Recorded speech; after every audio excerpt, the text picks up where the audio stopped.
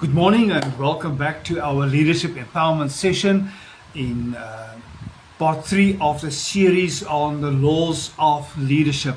This morning I want to discuss two laws very briefly. The one is the law of the process and the law of navigation. I know most of us know these laws, but this is just a recap on the different laws and to put these teachings on video so that you can use these videos in your training sessions, in your mentorship sessions. You are more than welcome to share it with others. So this is why I'm doing this, and I know because we all know this, but most of us don't have it on video to show it, and because it's very short videos, it will help you in all your training sessions. So the first law today I want to look at is the law of the process. It's all about a continuous improvement of yourself. Leadership development is not an event, it's a process.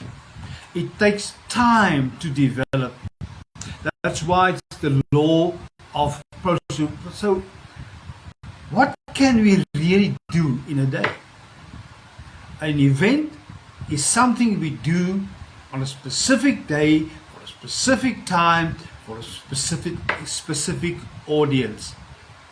So we can't do very much on a day. It's just a day. An event is something of the transference of information, but it won't necessarily lead to transformation of individuals or the reformation of your organization or your business or your church. So as a leader, we are eternal students. We keep on growing, we keep on learning, we keep on improving ourselves, and in the same way we are improving our followers, those that we are mentoring, our mentees, over a longer period of time.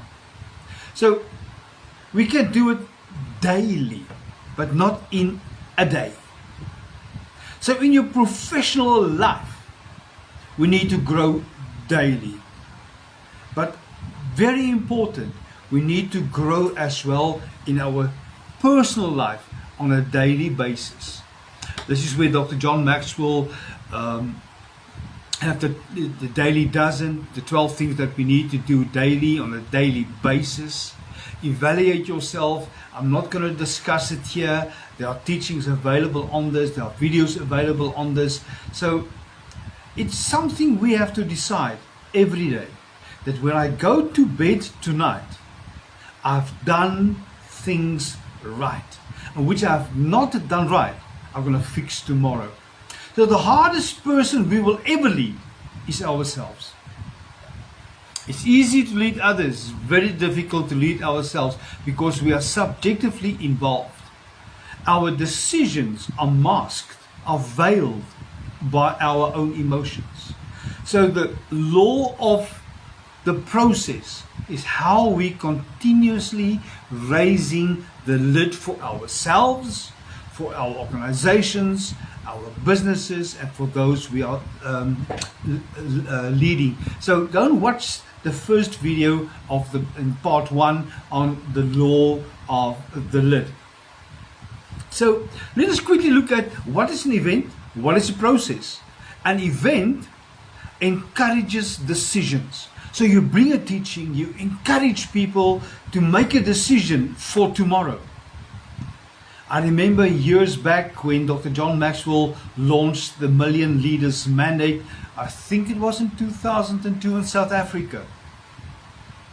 After each session of training day, they have given you 25 manuals to go and teach 25 other people, and you have to submit the names before you can do phase 2 of the volume.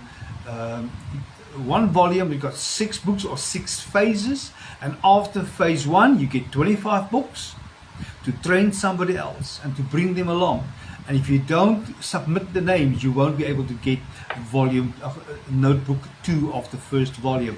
And he has released 3 volumes, and what I'm discussing today is part of the 3rd volume on the different laws of leadership. So in an event, you motivate people. You are more a motivational speaker than a mentor. You are more an encourager than a leadership developer. And an event is a calendar issue. We are planning events that we use as a way of gathering people to join the vision, to make them part of a bigger picture. This is when you challenge them, say, come on, let us do something to make a difference in other people's lives.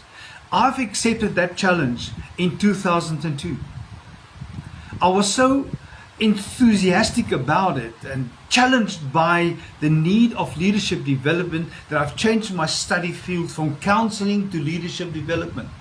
I've done my master's degree, I've done 2 doctorates in leadership development, a doctorate in theology and a doctorate in philosophy. Currently, we've trained over 20,000 people already with this material. I believe it, I stand by it, and I know it brings transformation in people's lives. They reform the way of thinking, doing. They are reforming the way they are approaching leadership. So if I say 20,000, I'm talking about 20,000 first year. I'm not talking about the leaders that are training other leaders. I don't know how many are training other leaders. But if I can make a difference in one person's life, I've been successful. It's like this little boy walking on the beach. This is a story, I think most of you know it. Walking on the beach, and there was a whole bunch of starfish being washed out on the beach by the tide, and this little boy picks it up and throws it one by one, throw it back into the sea. But there are hundreds of starfish on the beach, and this one man asked him, boy, what are you doing? He says, no, I'm throwing starfish back in the sea. I said, but you don't make a difference. It's one starfish. What about all the others? I said, for this one, I'll make a difference. We cannot change the world by ourselves, but we can change our environment. We can change our sphere of influence, one person at a time, and we're trusting that the information we have given and the process we are going through, not the event, the process we are going through, that it will become a snowball effect. Dr. Maxwell launched the Million Leaders Mandate Volume 1, the 6 books. And his dream was to train 1 million people over a period of 3 years. 1 million was reached just over a year. So the vision of the snowball is greater than our abilities. And events are easy because you stand up, you present material, you challenge the people, you encourage the people, and you leave. There's no involvement in the process. Now, what is a process? The process, it's not a calendar thing. It's a culture issue. We must create a culture in people's lives of training. We must create a culture in our organization for growing, for teaching, for empowering. Through the process of leadership development, we encourage the development process, not just for a breakaway event, for a 1-day or a 2-day event, but to get people involved in a mentor-mentee relationship over a period of time. Unfortunately, it takes time, effort, and resources. That's why many leaders don't do this. They don't know how, and if they know how, they don't have the time. And if they have the time, the mentees might not have the time. And that is a cultural thing that must be broken, and to establish a new culture of training, to bring people to a maturity level of leadership development. And therefore, And through this process, we change people. We change communities. Through the changing of communities, we are changing our neighborhoods. By changing our neighborhoods, we are changing our cities, our nations. And eventually, everything will change if everybody just accept the responsibility for one more person. Take one, sit with one, invest in one, challenge the one in the process of duplicating what you are doing in somebody else's life. This is like multi-level marketing. Get somebody to follow you. Get that somebody to get somebody else. Then you are 3. And the 3 becomes 6, and the 6 becomes 12. So it's not addition, it's multiplication. It's not a difficult process. It's a time-consuming process. It expects of you time, of investment of time, of resources, giving of yourself to others. Keep your eye on the goal, not on just the event, but in the process. Have the bigger picture in mind. You will grow to become a stronger leader because you are raising the standard of leadership. And by raising the standard of leadership, they are elevating you to a higher level of leadership. We have been leading a few. You are leading now more. And you are starting to lead a multi-generational level of leadership. And later on, you will become a leader of leaders. And this is where we are going. It's not about a title. It's not about a position. It's about influence, changing people. And through this process, we will learn servanthood. We will learn how to serve others and not to be served by others. And through this process, you will increase in your wisdom. How is that possible? Because your knowledge now about leadership is being challenged by those that you are leading. Now you must take the knowledge, apply this knowledge in your life and in other people's lives. That brings wisdom. Wisdom comes through experience. Wisdom comes through time. Wisdom comes through the release of what you have. Knowledge will not bring wisdom. Applied knowledge brings wisdom. And the moment you have applied knowledge, now understanding comes. And once you have understanding, you become transgenerational. You understand how people think. You understand the second and the third tier of leadership development. And remember, you do not measure your success in leadership development and how many people you really trained. You measure your success in multi-generational growth, multi-generational leadership development by observing the fruit of the second tier of leadership. As you all know, I'm a pastor. I am a disciple maker.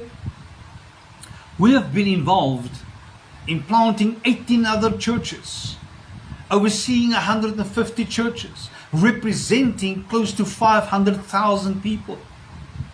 One person, not because I'm smart, not because of the process. You can do that for your community. You can bring a change in your community. But we need to prepare our mind and our heart for leadership development. We must be willing to pay the price, to make the sacrifice for others. So some observation about the law of the process. We need time to mature. We need to be tested on our leadership. We need to be tested on our commitment for leadership development. Yes, not everybody that you are training and equipping will follow the process. Many will come for an event.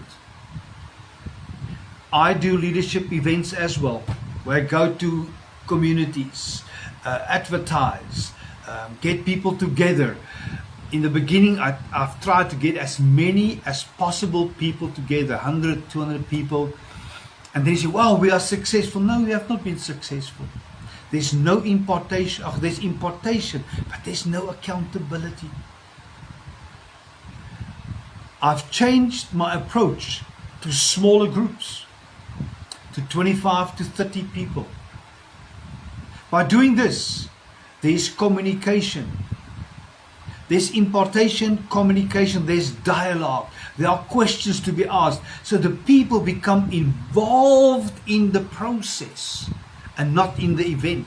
Big groups is just on the event. So then don't get disappointed when people do not want to run with the process. Not everybody is willing enough and committed enough to sacrifice. So you need to discover that self-promotion can never replace respect from others. I can call me Right Reverend Intercontinental Bishop. I can call myself many names. But unless people recognize that in me, acknowledge the grace in me, they will not respect me. And respect is earned and not based upon your credentials, but your character. You need to learn from difficult people. Not everybody will just say yes, yes, yes. Some will challenge us on tough things. A good leader will know how to handle those people who challenge the status quo. Just think about yourself. As a leader, how often have you challenged the status quo? Asking yourself and others, isn't there a better way of doing this? Isn't there a different way of doing this? Isn't there an easier way? Don't challenge those that ask questions.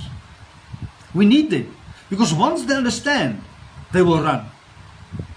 They will not back off from a challenge. And in this whole process, we must learn how to handle rejection, disappointment, and pain. Because people are going to hurt us. People are going to disappoint us. People are going to reject us. That's fine. Make sure that those that follow you are empowered. We cannot save everybody. We cannot change everybody. Not everybody will connect with us. They might connect with somebody that you have trained. That's also fine. Always have your eye on the big picture. Don't be discouraged by the immediate, but become focused on the eternal.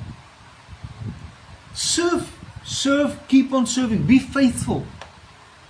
I have served in so many people's ministries, in their organizations, where I don't get the credit, but they do. But in the time of serving somebody else, learn, observe. I've learned so much from other people. I'm still learning today, even from my grandchildren, on technology. They know these things. We were born before TVs. I'm not even talking about computers. We were born before televisions. And now we are sitting here. I'm training, investing in people's lives across the globe immediately. There are people who are watching us from India, from Pakistan, from Kuwait, from out of Africa, in North America, in Europe, in Australia. People following us currently. This is making use of technology, and I can only do this because I've been faithful in learning. Sometimes I must sit down and learn from my grandchildren. Never become too old to learn. Remain faithful in the small things. Do not despise what you're going through. Do not be concerned about the small beginnings. Jesus had 12. and is impacting the world still today through the 12. We are living in a society where we are numbers driven. We have a saying in our church that says, never count us, but weigh our substance. You might walk into our church and say, oh, shame, it's very small. Forgetting that small church have planted 18 others. That small church oversees about 500,000 people. It's not about the numbers in your church that are important. It's not the numbers in your organization that is important. It's about what you make with what you have. The Lord asked Moses, what do you have in your hand? He says, I have a rod and a staff. He says, I'll use this. So in closing for this law, what do you have today? Use what you have. Don't seek for something else. Use what you have. Develop what you have. And the rest shall be added in the process. Always link yourself to other people that knows more than you. If you are the most intelligent person in your group, you've outgrown your group. So the second law I'm going to touch on this morning, the law of navigation. The law of navigation is about knowing where you are going, knowing where you are taking people. Any person can steer a ship, but the captain can plot the course, can navigate the ship in the open seas. And we need to learn this process. We need to learn the navigation process. Before you start your actual leadership journey to destiny, spend time together with yourself and your team. Make sure you are ready and they are ready. And as you sit down with your team and you're facing a challenging time, we've just exited a time of global pandemic where everything was locked down, where the normal changed, a new normal has started. We can't go back to the old way of doing things. A rabbit has been chased up. So we have to catch this rabbit, analyze it, identify the problem where you are in your organization. I've just released a book on leadership, and it's called the Leadership of the Results, a derailed leadership as the result of COVID-19. Then we see, wow, this is the problem area in my organization, in my church, because things don't want to snowball. One of our churches, we nearly had to start all over. From attendance of 350 to 12 to 20 people. So we basically had to start all over. But we've learned lessons. And there's growth, there's vibrancy now. We've just had a drama presented by our youth. The drama had about 30 or 40 people in the drama. From end of last year till now, from 12 people to have 30 youth to host a drama, a soul-winning drama again. It's understanding the problem and develop inside of you a passion, a burden. Be persistent, don't give up. Yes, I've tried to give up many a times because of disappointment and disillusionment and whatever mint you want to call it. But don't give up. Live according to your convictions.